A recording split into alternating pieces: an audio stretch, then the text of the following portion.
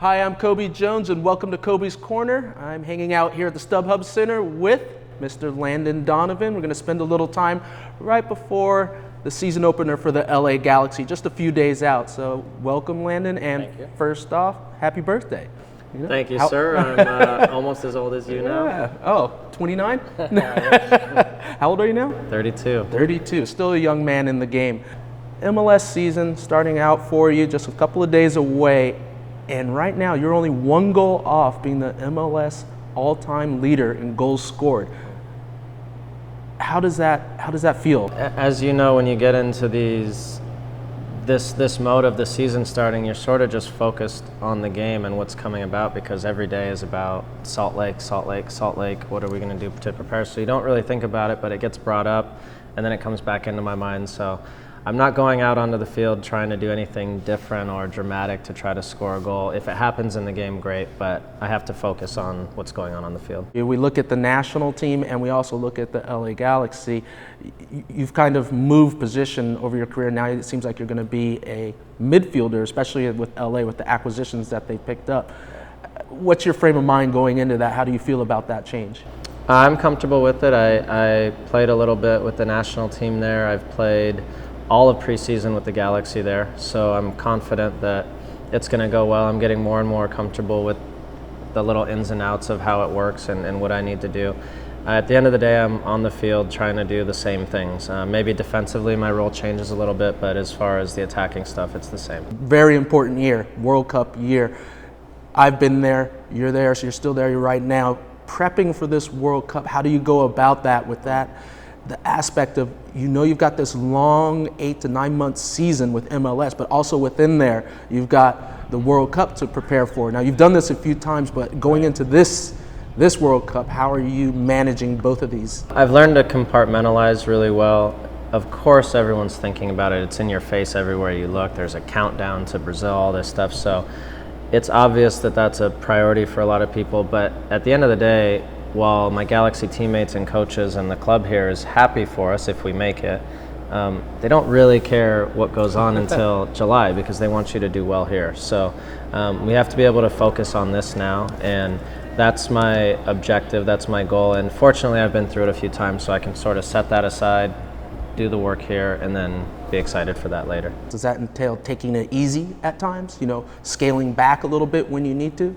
Well, I don't think Bruce would be too happy about us scaling back. We're all human beings, right? So I've always played in a way where I want to make sure that I'm at 80 or 90% over 40 games a year, as opposed to 100% for 10 games and then being hurt for 30 games. That doesn't help anybody. So there's going to be games in there where you're at 100%, you feel great, but you've got to be smart in how you manage things, and this will be no different. But I'm not going to play any differently because there's a World Cup coming. I mean, that's as you know, that's when you get hurt, when you step back a little bit. So you got to just kind of keep your pedal to the floor and keep going. When we look at the game and how you've played, over the time, do you think that it's been too much, too much criticism in the aspect of your game? It's part of the territory. So I've played in a lot of games where I haven't played well and I score a goal and everyone thinks I'm the greatest and you're the hero. And I mean, you've been through that too. And there's other games where I actually play really well, and then people send me articles where people are saying I was the worst player on the field, and I'm thinking, how is this possible? So it comes with the territory. It's all part of it. I'm pretty honest with myself, so I analyze myself pretty well after a game. I know when I haven't had a good game, and I can't control I can't control criticism. Right. I can't control praise. I can't control all that. I can control how I play, and I think early in my career it was too much of this up and down every game, and I think I've gotten a lot better at just being more consistent. How do you always find a way to be at the right place at the right time to score the winning goal, be it a national team, World Cup team? What do you attribute that to? Because you're always there. A big part of my game has always been my fitness, and so a lot of times I'm able to make an extra run at the end of the game. And again, it's nowadays at 32, I can't run 100% for 90 minutes. I won't make it. I might make 60 minutes and I'm going to be dead for 30 minutes. So I might go 80 or 90% most of the game, throw in a few 100% sprints, but I have to sort of manage how I go through that. And that gives me ability to still be able to make a play at the end. When you started, way back in the days, San Jose. 5 MLS Cups, correct? Potentially 4 World Cups. Is this something that you could imagine, I mean, at that time, and being in LA to boot? Well, I mean, this is going to sound crazy, but the only soccer I watched growing up was when you guys were playing some of your national team games. I remember you, I remember Alexi. I didn't know much about the game. There was no MLS, so I couldn't have dreamed of ever playing professionally like that. I could have just barely dreamed of playing in a World Cup. So when I think about it that way, not only have I come a long way, but the sport has come such a long way, and it's cool to be a part of. I mean, you paved the way for guys like us who now make it. We make it able for other guys, younger guys coming up, Josie Altadors, those kind of guys to make it, and it's a cool progression that we've all been through. And as you get towards the end of your career, I think you see it more clearly. The break, that everyone calls it, the break that you took. We heard a little bit about it, but what did that give you? Was that like a boost of energy now? Was there ever a concern maybe that you wouldn't be back with the national team? I mean, we saw after you came back, it was like a new you. I just hit the reset button, and I think a lot of people probably struggle with this in their lives, whether you play soccer or you're a teacher, a doctor, or a fireman, or whatever. You hit a point where we just need a break, and we've unfortunately developed this society where we glorify working hard. You know, people be like, he was the first one in the locker room and the last one to leave, and that's or the first one in the office, and he's there till 8 p.m. and everyone says, oh, what a hard worker. But I'm not so sure that's the best thing if you lose balance. So I needed a little balance in life. I needed to get away, and for me, it was the best thing I could have done. The import of the CONCACAF Champions League to you, to MLS, to the Galaxy, is this the time? Is this the time for the LA Galaxy to possibly win this? We feel like it is. I think in the past we weren't quite there, but now we have, in every position, we have guys with experience, that have played huge games, guys that have been through this tournament now, who know what this is like, playing Mexican teams, what all that is like. So we have all the pieces, and there's no excuses now. If it all ended tomorrow, what would you want people to know about Landon Donovan? What would your legacy be on and off the pitch? What would you want them to remember you for?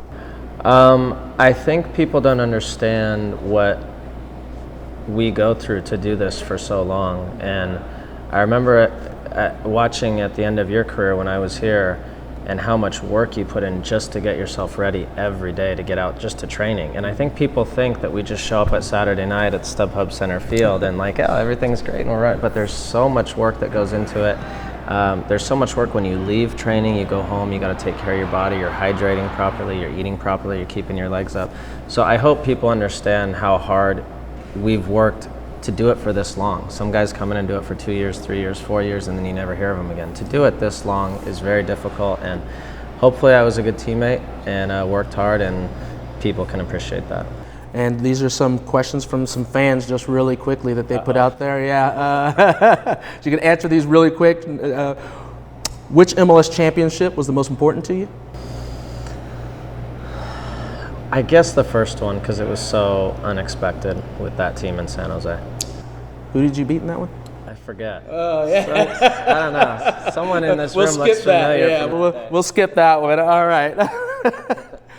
This one is kind of a repeat, but how important do you see winning the CONCACAF Champions League? I think it's vital to our league. This team obviously carries the torch in MLS, and we want to continue doing that. If our league can win this tournament and show well in the Club World Championship, that'd be huge. Mm-hmm. Real Madrid or Barcelona? Barcelona. All right. EPL ever again? I highly doubt it. I'm happy here. I obviously signed a new deal last year. I never say never, but it's hard to see that. This one's actually from a teammate of yours. Why do you keep getting caught relieving yourself on Mexican pitches? Listen, it's not my fault I have a small bladder. I was born that way, and I take care of myself. I hydrate well, so you hydrate well, you're going to have to go to the bathroom. Last one, do you ever foresee a day that you can live down the drinking fountain pitcher? But I can't talk. I can't talk. You're there too. I hope they're not showing a picture of this right now in the background.